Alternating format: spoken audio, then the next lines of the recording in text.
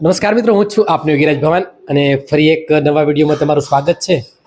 તો આજે જે વાત કરવા જઈ રહ્યો છું, તો આપણા ઘરે એક સંતો મહંતો પધાર્યા છે અને એમને હું તમને મળાવીશ. પણ કયા હેતુથી પધાર્યા છે? આપણા લખીબા એટલે કે મારા માતૃશ્રી એમને ખબર પૂછવા માટે પધાર્યા છે.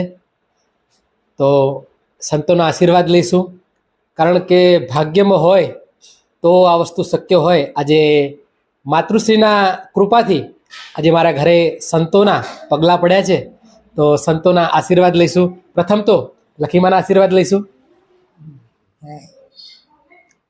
મારી માતૃશ્રીને ખબર પૂછવા માટે સંતો પધાર્યા છે, તો માતૃશ્રીના આશીર્વાદ આપણે લીધા છે.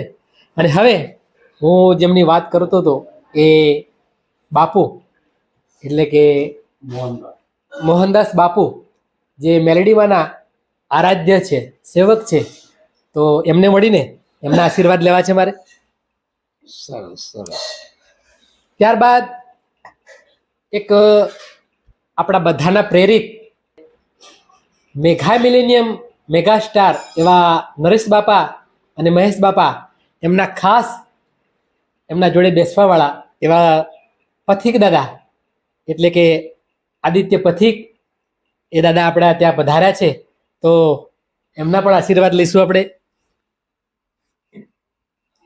ત્યારબાદ મારા ખાસમ ખાસ મિત્ર જેમને ગુજરાત ગાંડું કર્યું છે હમણાં ટૂંક સમયમાં, અને ખરેખર આખું ઇન્ડિયા ગાંડું કરવાનું છે, એવા સરસ મજાના જેમને મોહનદાસ બાપુના આશીર્વાદ મળ્યા છે, એવા ગિરીશભાઈ પુરાણી, એમના પણ આપણે મુલાકાત આજે મારા ત્યાં આવ્યા છે. ત્યારબાદ અમારા શૈલેષભાઈ જે મોહનદાસ બાપુના સેવક છે, એ પણ આપણા આગળ આજે પધાર્યા છે, તો એમને પણ ખૂબ ખૂબ ધન્યવાદ. એમના બીજા સેવક અને આપણા ખાસ મહેમાન એટલે કે રાકેશભાઈ આપણા આગળ પધાર્યા છે, તો એમનો પણ ખૂબ ખૂબ આભાર.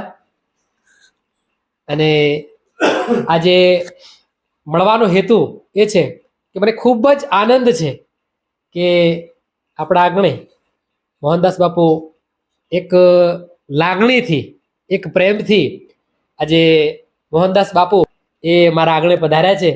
તો પિનલ યોગીરાજને કહીશ કે એકવાર તમામ મહેમાનોને આપણે કેમેરામાં કેદ કરીને એક નવું સંભારણું બને અને એક નવી મુલાકાત અને વર્ષો